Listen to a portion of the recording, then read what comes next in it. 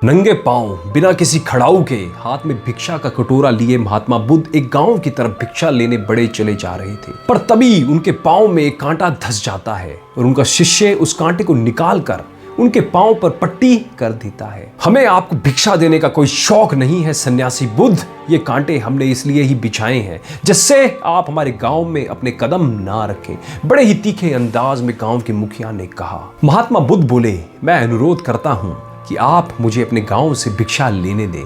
ठीक है, यदि भिक्षा लेनी है तो दे अपने लहू की आहुति, मुखिया बोला। जब महात्मा बुद्ध अपने घायल पैरों के साथ आगे बढ़ने लगे तब एक दरिद्र ने उनके रास्ते के सामने झाड़ू लगाकर सारे कांटे साफ कर दिए। यह देखकर बुद्ध ने अपनी करुणा भरा हाथ उसके सिर पर रख दिया। वो दरिद्र व्यक्ति ठिठक ठिठक कर रोने लगा और बोला, आप मुझे ना छुएं भगवान, मुझे तो याद भी नहीं कि मैं आखिरी बार कब नहाया था।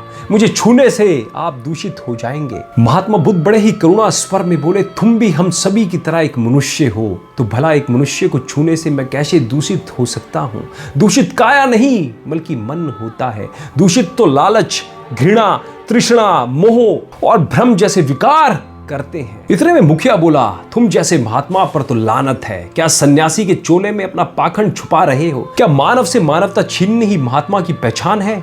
ईश्वर ने हर एक मनुष्य में प्राण डाले हैं। पाखंड ईश्वर के बनाए हुए मनुष्य का तिरस्कार करना है, ना कि उससे प्रेम से बात कर शिष्टता पूर्वक व्यवहार करना। फिर भी यदि आपको मुझे पाखंडी कहने पर संतोष मिलता है तो मुझे यह स्वीकार है, किंतु जरा गौर कीजिए कि क्या भेद कर आप इस सृष्टि के रचयिता पर कीचड़ नहीं उछाल रहे हैं।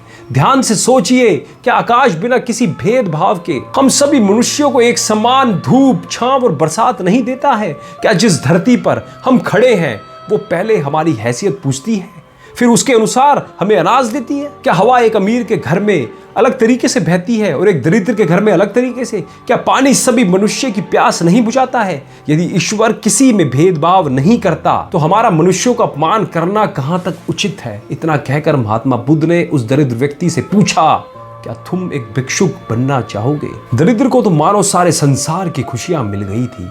अब कोई उसके आत्मसम्मान पर ठेस नहीं पहुंचाएगा, कोई उसे दुत्कारेगा नहीं और ना ही कोई उसे घृणा की नजर से देखेगा। खुशी के मारे उसकी आंखों से आंसुओं की धार बहने लगी और वो गौतम बुद्ध के पैरों पर गिर गया।